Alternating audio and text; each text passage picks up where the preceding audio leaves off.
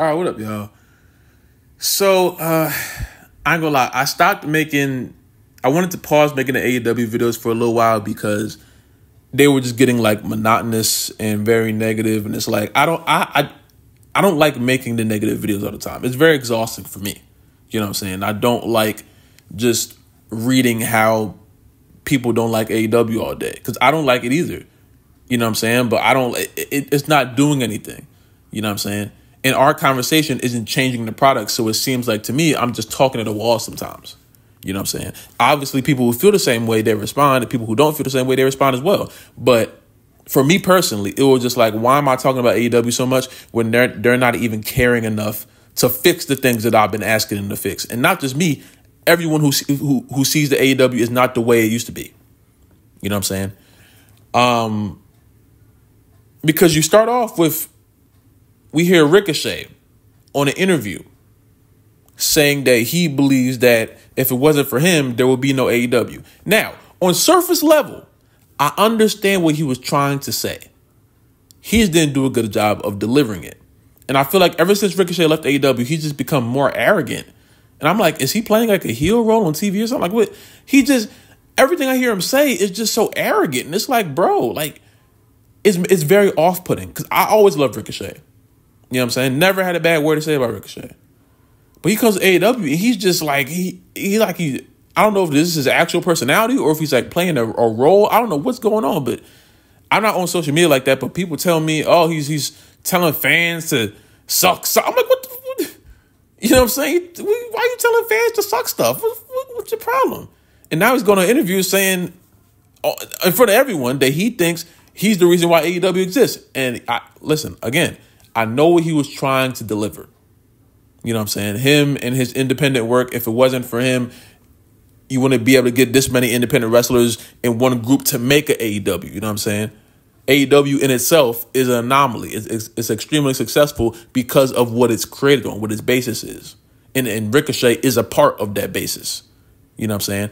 But at the same time, you can't deliver it like that.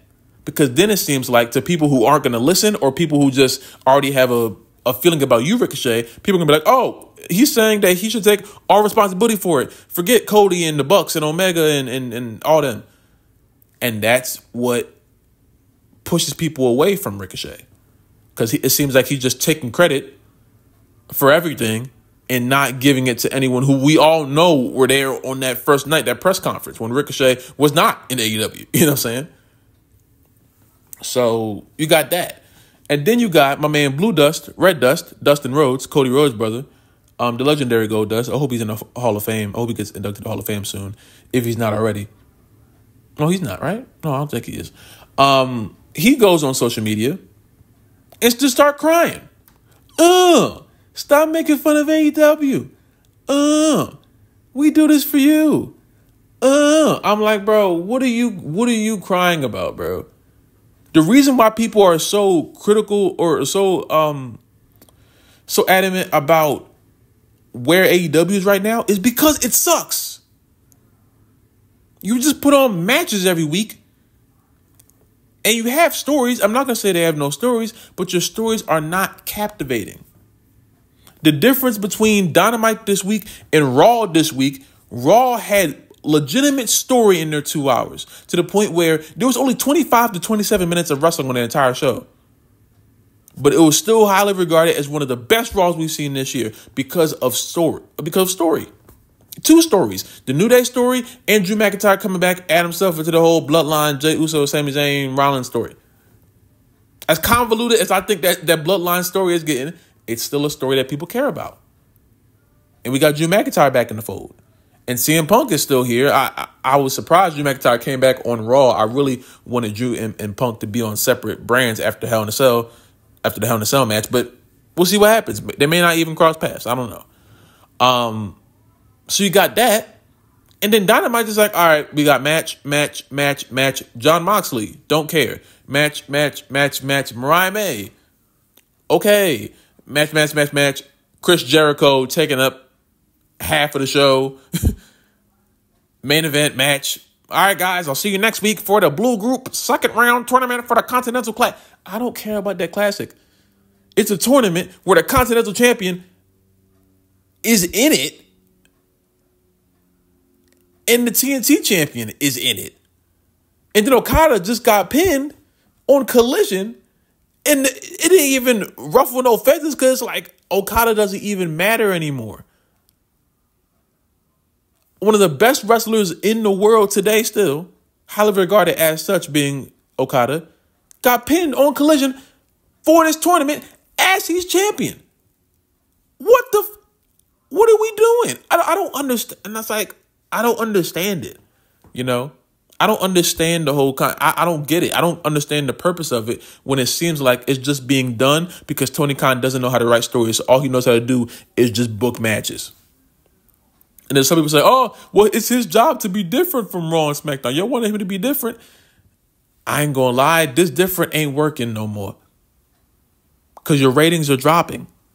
They're still dropping. And listen, as much as people want to say it doesn't matter, it matters. It always matters. Because it mattered when it was TNA. It mattered when it was Raw or SmackDown NXT. So it matters when it's AEW. We cannot move the goalposts because y'all want AEW to stay alive. I want AEW to stay alive too. But I'm not going to sit here and rock it to sleep every week when they put on stupid shows that I don't care about. I'm not. If that means I'm a bad wrestling fan, then label me the bad wrestling fan. I don't give a damn. I don't. Because that's what they've done. I didn't do it. You didn't do it. The fans in the crowd didn't do it. Tony Khan. He did it. He's been the reason this entire time. If AEW just finds someone to take control of the wrestling aspect of these shows, the creative aspect of these shows, that's not Tony Khan.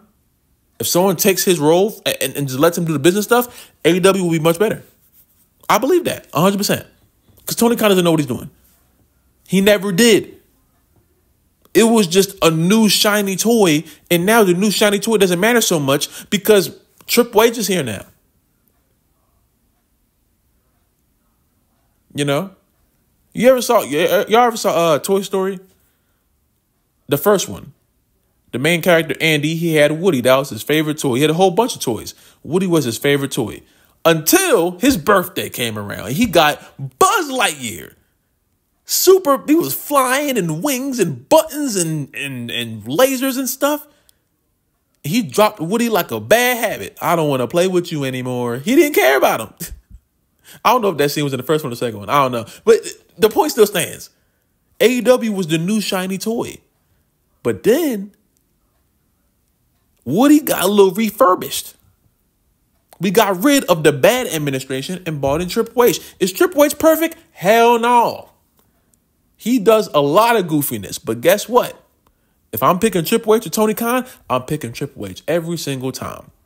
Because at least I know on Triple H's side, I'm going to get something more than just banger matches. If I want to watch some banger matches, I'll just go on YouTube and look up some banger matches.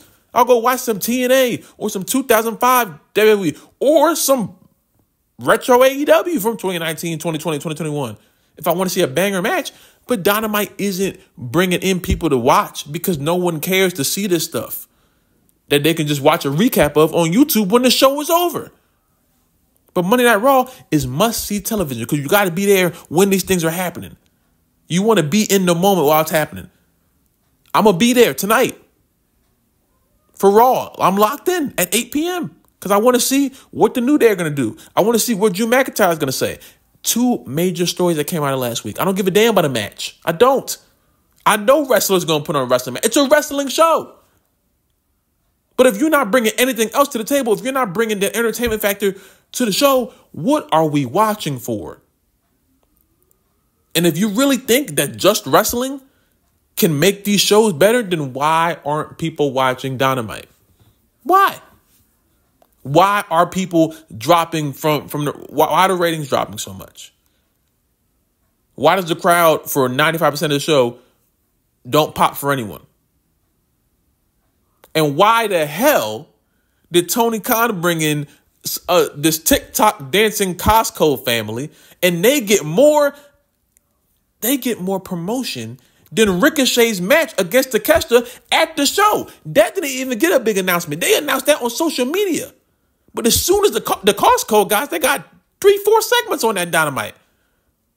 So is Tony Khan prioritizing the Costco guy's family and the Rizzler, this little 8-year-old kid or whatever, over Ricochet and Takeshita? Two of the best wrestlers in the company, in the world right now? Do y'all not see a problem with that? But no, I can't say, there's no problem with that. Because these days, if you say AEW is doing stuff stupid, you hate wrestling. Enjoy our wrestling. I can't. Tony Khan makes it impossible for me to enjoy our wrestling. I don't enjoy TNA right now. No one's telling me to enjoy our wrestling when I say nothing about that. The only company I enjoy right now is WWE. You know why? Because they're making it enjoyable. Again, are they doing stuff perfect? Hell no. I'm very scared that they're not going to give Chelsea Green or Micha in the U.S. Championship. I'm very scared that they're going to give it to Bayley or Naomi. Well, not really Naomi, Bayley, someone who doesn't need the U.S. Championship. It's very idiotic that I don't like that Roman Reigns isn't on TV as much. He's still not going to be on TV as much, even after not being champion. He's still on his part-time contract. I hate that Shawn Michaels made me watch a Ridge Holland match in the last NXT show. Why is Ridge Holland contending for an NXT championship? Thank God he lost. But there's a whole bunch of things that WWE are doing that I don't like. I'm very scared that The Rock is going to come back and beat Cody Rhodes and become world champion for no reason. There's a whole bunch of things. The premise of Becky Lynch coming back pisses me off because I don't like her. Nia Jax getting pinned every week. This Liv Morgan and Rhea Ripley feud that won't end. There's a whole bunch of things about Raw, SmackDown, and NXT that piss me off. But guess what? Even with all of those things, there's still so much good there. So I can take the good with the bad. With AEW, it's just bad. I don't care about the Death Riders. I don't care about the Continental Classic. I don't care about Mercedes Moné just dropping her stock weekly because they can't book her right. I don't care about Mariah May and Mina Shirakawa as much as I love them. I want Mina Shirakawa to win. I think the next show, I think on Wednesday, is Winter is Coming. I want Mina Shirakawa to win that match. But she's probably not going to because Mariah May is having to push. I got no problem with those two, but I don't care as much as I would want to. You know what I'm saying? Hopefully Toni Storm comes back. I would love to see a triple threat. Well, I think the next show is World's End. I would love to see a triple threat between Mariah May, Mina Shirakawa, and Toni Storm. That's lit. I'm in. But this stuff, and bro, I promise you, if they're leading for the Bucks to come back as faces and they're the people to knock off Mox and to save AEW, I'm done. You'll never have to hear a negative word about me AEW again. Y'all will hear me lose my shit that one night when it happens, and I'll be done. If they bring the Bucks back as faces and have them take out Mox, I'm going to lose it, bro. Because at the end, I forget what show it was. You had Darby in the shot. You had Danny Garcia in the shot. You had I don't think Jack Perry was in the shot. Hook was in. Where's Hook at? Hook's cutting promos. I think he ain't moving nothing. You got the Rafe, and I don't know if I spoke about this in this video already, but I'm gonna say it again if I didn't say it once. Ray Phoenix, they're holding him on TV. We're holding him off TV. He's saying something else bad happened in AEW. What is that? I don't know. He's saying it's not just the Triple H. They didn't want me to go to WWE thing. He said it's not that. He said it's something more. What is he talking about? And then you got Penta, who I do think is going to end up being on SmackDown this week. I think he's going to make his SmackDown debut. Because if you watch SmackDown, Carmelo Hayes was asking if he could be traded, kind of, because he wanted to be on Raw on Netflix, which I think Monday Night Mellow on Netflix, that's beautiful. I'm with that. Let's do it. You know what I'm saying? But if you're going to stay on SmackDown, Nick Aldis said he has a person for him. Now, originally, I thought that Rich Holland was going to end up beating Trick Williams and then they were going to bring Trick over. Thank God I was wrong about that. Penta might be the person. Mello might come out and say, all right, who's out here? And they might debut Penta. And at that point, I'm going to lose my mind. So I hope so. You feel me? But there's so much good stuff happening on Raw, on SmackDown, on NXT in comparison to the Wednesday show, the Saturday show, was Rampage still come on Fridays? The Friday show. I don't care. And I didn't forget, they got that AEW Shockwave show coming soon, whatever the hell that's going to be. If it's not developmental for AEW, if it's not their version of NXT, I really don't care. If it's just Rampage reskinned, I don't give a damn. I don't. Because the bad thing about it, there aren't that many free agents that Tony Khan can sign for a big pop. You know what I'm saying? The best thing AEW has right now is the Hurt Syndicate. That's the best thing. And that in itself isn't his own creation. It's MVPs. And the reason why that's not going to fail, because MVP is not going to let it fail.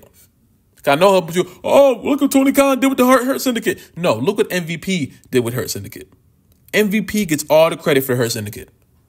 Shelton Benjamin, Bobby Lashley. I'm not giving Tony Khan the credit for that because the Hurt Syndicate is the Hurt Business. It's a WWE made stable.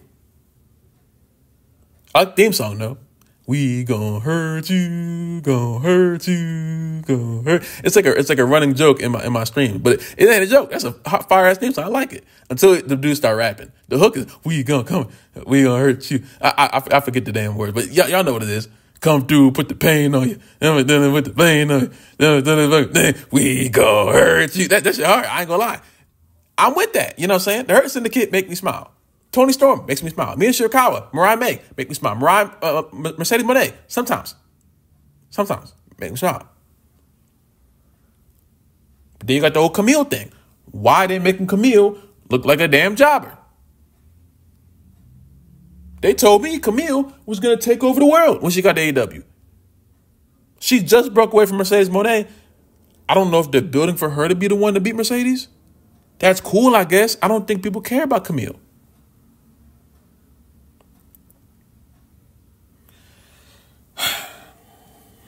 It's a whole bunch of stuff, man. It's a whole bunch, and it's like I want to be more positive about AEW, but AEW does not give me many things to be positive about. The only thing I can be positive about is the Hurt Syndicate and Mina Shirakawa. That's it. If Dynamite was just the Hurt Syndicate and Mina Shirakawa for 2 hours, I would be locked in. But unfortunately, I have to watch Marina Shafir and Jon Moxley do this knockoff Nexus, knockoff NWO, we're going to take over the world ass storyline, which sucks. And I think I know the ending. And I promise you, bro, if I predict this ending and the Young Bucks are the people, I'm going to crash, bro. Please, Tony Khan. I know me and you, we may not be on the same page ever, but for the love of everything, anything but that, please. Please, bro, please.